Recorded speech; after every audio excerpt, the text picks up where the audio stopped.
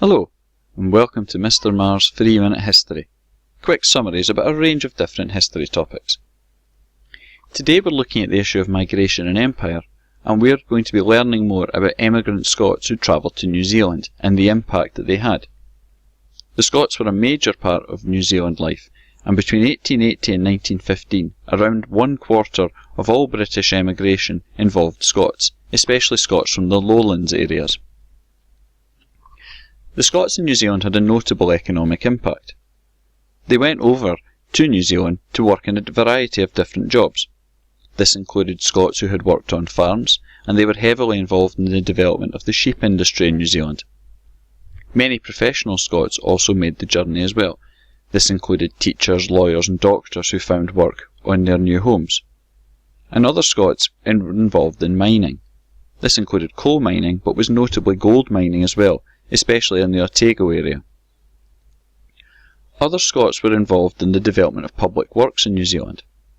Scottish finance companies had often been behind lending the money to develop the rail and road network and other parts of New Zealand infrastructure, and some Scots were involved in the building of this.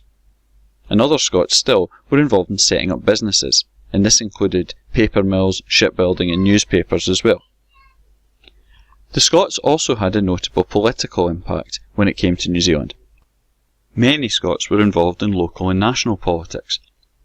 Notable examples of this include Robert Stout, who twice in the late 1800s was Prime Minister of New Zealand, and also Peter Fraser, who had that same role between 1940 and 1949. The Scots in New Zealand had notable cultural and social impacts. Some of this was in religious senses. Some of the Scots who travelled did so as missionaries.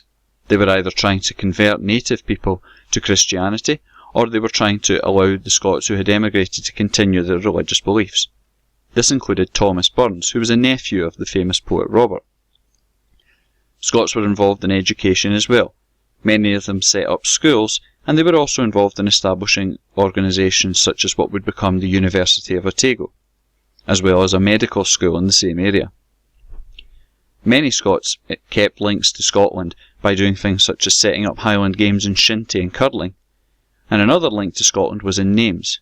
Dunedin, one of the main cities in New Zealand, is in fact the Gaelic for Edinburgh, and there are other names as well such as Kelso and Bannockburn.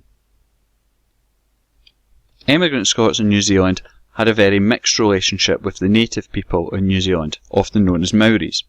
At times there was positive links. They were involved in trading with one another, and many of the Maoris were even involved in helping the emigrant Scots through difficult winters.